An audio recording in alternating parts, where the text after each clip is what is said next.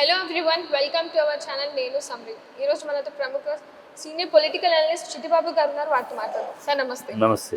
Sir, ముస్లిం రిజర్వేషన్లకి వ్యతిరేకంగా వెళ్ళిన YCP MP case Jagan గొంతులో వెకయ్య అని చెప్పేసి అంటారు.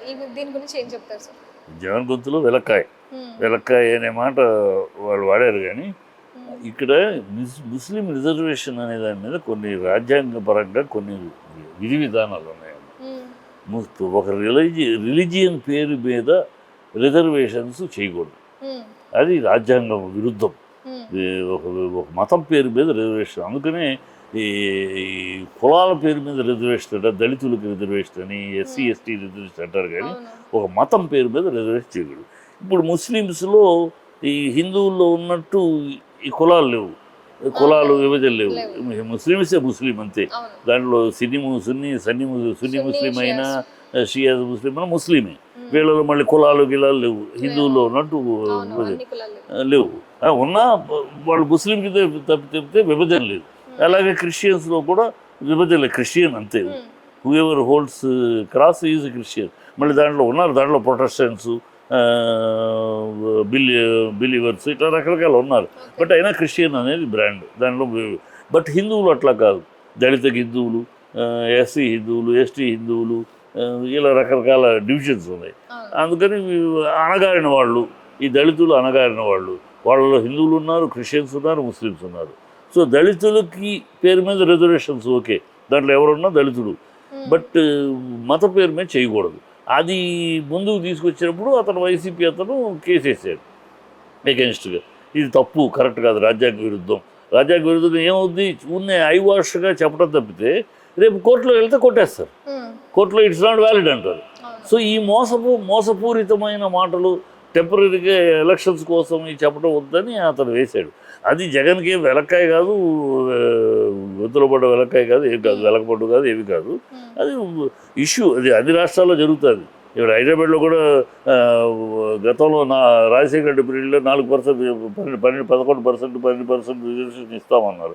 కోర్టులోకి వెళ్తే కొట్టేశారు. తర్వాత ఇప్పుడు 4% ఇస్తామని వీళ్ళు అంటున్నారు. ఈ కోర్టులో చెల్లవు. టెంపరీగా జనాలు మోసం చేసి ఓట్లు సంపాదించుకోవడానికి చేసే కాంగ్రెస్ చేసే చిల్లర రాజకీయాలు తప్పితే, ఈ కాంగ్రెస్ మొదటి నుంచి అంతే చిల్లర రాజకీయాలు చేస్తాయి.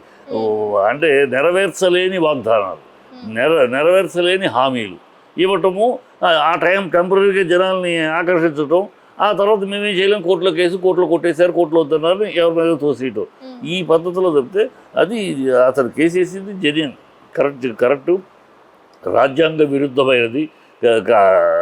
రాజ్యాంగంలో క్లియర్గా చెప్పున్నారు, no reservation can be hold on the basis of religion పేరు మీద రిజర్వేషన్స్ అంగీకారం కాదు. అణగారిన జైలు రిజర్వేషన్స్ ఎందుకు? అణగారిన వాళ్ళు, కింద నిమ్న జీవితాలు గడుపుతున్న వాళ్ళు, నిమ్న జాతుల వాళ్ళు, బిలో ది పావర్టీ లైన్ ఉన్న వాళ్ళు, వాళ్ళ కోసం వాళ్ళ జీవితంలో కాస్త రిజర్వేషన్ ఇస్తే వాళ్ళు కాస్త పైకి లెగుస్తారు అనే దాన్ని రిలీజియస్గా ఇవ్వకూడదు. అది రిలీజియస్గా ఇప్పుడు దళితులకు ఇస్తున్నారు. దళితుల్లో క్రిస్టియన్స్ ఉన్నారు, హిందువులు ఉన్నారు, ముస్లిమ్స్ ఉన్నారు. ఆ దళితుల్లో వాళ్ళు వెళ్తారు.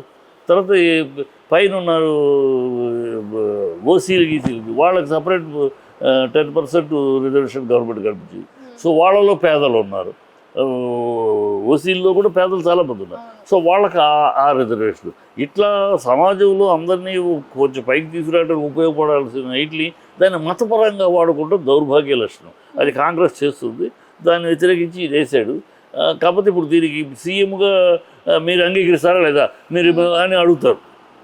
కాదు అంటే ముస్లిమ్స్ కోపం, అవునంటే రాజ్యాంగ విరుద్ధము. సో అతను ఎరకాటలో ఉంటాడు, కానీ ధైర్యంగా చెప్తాడు, ఇది రాజ్యాంగానికి ఎంతవరకు సభ చూస్తానో నేనైతే ఖచ్చితంగా ఎలా చెప్తాను, ఇది రాజ్యాంగ ప్రకారం చేయడానికి లేదు. కానీ రాజ్యాంగాన్ని సవరించగలమా, సవరించి ఈ విషయాన్ని చేయగలమా, శాశక్తిలో కృషి చేస్తాను అంటాడు. అంతే, వేరేంటాడు. చర్చకు సిద్ధమా అని చెప్పి బాలకృష్ణకి బోత్స సవాల్ విసిరారు. ఈ విషయంపై ఏం చెప్తారు సార్? అని ఇప్పుడు బాలకృష్ణ అనవసరంగా, బాలకృష్ణ పాపం తనకు ఓటేయమని తనకి ఏమని అడుగుతాడు. ఇవాళ ఈ పరిస్థితి చాలా దారుణంగా ఉంది కనుక, తెలుగుదేశం పరిస్థితి తను కూడా ఇలాంటి విమర్శలు దిగాడు. పాప తనకి విషయం అంత లోతుగా తెలియక అనేసాడు గబుక్కుని. విద్యాశాఖ విద్య మీద అవగాహన లేనివాడు విద్యాశాఖ మంత్రి, ఇవన్నీ అనవసరం మాటలు అన్నాడు. యాక్చువల్గా అంత అవగాహన లేక మాట్లాడిన మాట. ఇవాళ విద్యాశాఖ గురించి మాట్లాడే అర్హత తెలుగుదేశానికి లేదు. ఎందుకంటే వాళ్ళ హయాంలో 6,000 స్కూల్స్, ప్రైవేట్ స్కూల్స్ క్లోజ్ చేసేసి, గవర్నమెంట్ స్కూల్స్ క్లోజ్ చేసేసి, నారాయణ ఎడ్యుకేషన్, నారాయణ కోసం అని క్లోజ్, ప్రజలకి విద్య ఒక కొనుక్కు అందరిని ద్రాక్షగా చేశారు వాళ్ళ పీరియడ్లో.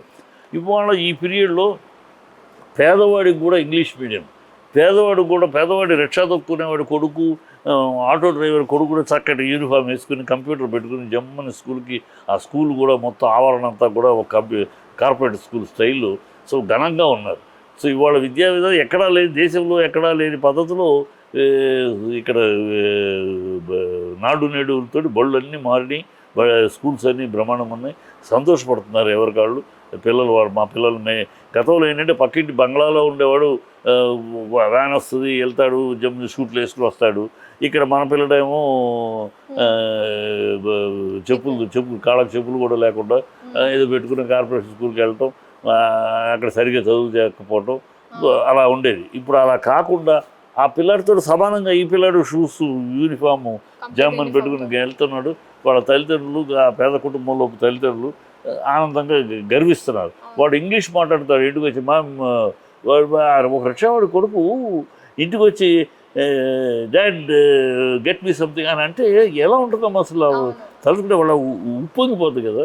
ఇవాళ పరిస్థితి ప్రతి పేదవాడు వాళ్ళ బిడ్డల్ని డబ్బులు ఇస్తున్నారు, గవర్నమెంట్ డబ్బులు ఇస్తుంది, ప్లస్ స్కూల్స్ బట్టలు, యూనిఫామ్లు అన్నీ ఇస్తున్నారు. మా పిల్లలు ఘనంగా ఎవరితో తీసిపోకుండా ఘనంగా ఉన్నారని ఒక తృప్తితోటి చూసుకుని మురిసిపోతున్నారు, ఆనందపడిపోతున్నారు.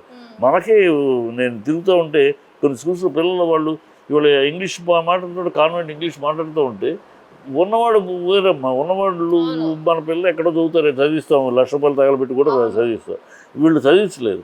ఆ పిల్లలు చదివించలేదు. ఆ పిల్లలు ఇవాళ చదువుకుని ఆ పిల్లలతోటి పోటీగా, పైన పిల్లలతో పోటీగా come on what you want to tell me answer you అనే లెవెల్లో మాట్లాడుతూ ఉంటే అది ఘనమైన, అది తెలియక, గ్రౌండ్ రియాలిటీ తెలియకుండా ఏదో వాళ్ళు ఏదో చెప్తే పార్టీ పరంగా కొన్ని రాసిస్తారు.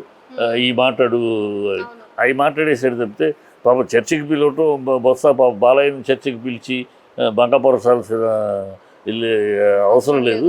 అది లోకేష్ వాగాడంటే వేరు, చంద్రబాబు వాగాడంటే వేరు. వాళ్ళిద్దరూ అబద్ధాలకి పుట్టిల్లు వాళ్ళది.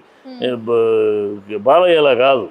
బాలయ్య తప్పక మరి బాలయ్య బావమరిది, చంద్రబాబు ఒక బావ, మళ్ళీ ఒక వియ్యకుడు. ఏం చేస్తాడు పాపం? ఇరకాటంలో ఉండి మాట్లాడుతున్నారు తప్పితే మనస్ఫూర్తిగా అడిగేవి కావాయి. మనస్ఫూర్తిగా ఇవాళ తెలుగుదేశం కాస్త నారా తెలుగుదేశం అయిపోయిందమ్మా. నందమూరి తెలుగుదేశం లేదు. ఇవాళ నందమూరి రామారావు గారు ఆయన రక్తమాంసాలు ధారపోసి నిర్మించిన పార్టీ లేదు. ఇవాళ ఉన్నది చంద్రబాబు నారా తెలుగుదేశం. ఈ నారా తెలుగుదేశం గుప్పిట్లో ఉన్నారు. ఈ ఎన్నికలు అయిపోయినాక ఈ నారా తెలుగుదేశం తెలంగాణలో మూసుకుపోయినట్టు ఆంధ్రాలో మూసుకుపోవడం జరుగుద్ది. ఆ తర్వాత రాబోయే కాలంలో, భవిష్యత్ కాలంలో మళ్ళీ ఇది నారా తెలుగుదేశంగా మళ్ళీ నందమూరి తెలుగుదేశంగా రూపాంతరం చెందినప్పుడు అప్పుడు ఈ బాలయ్య మాటలు, జూనియర్ ఎన్టీఆర్ మాటలు, అప్పుడు మనం వాళ్ళని పిలిచి ఛాలెంజింగ్లు మాట్లాడుతుంది. ఇప్పుడు పాపం అనవసరంగా ఎరకాటం పెట్టడం కరెక్ట్ కాదు.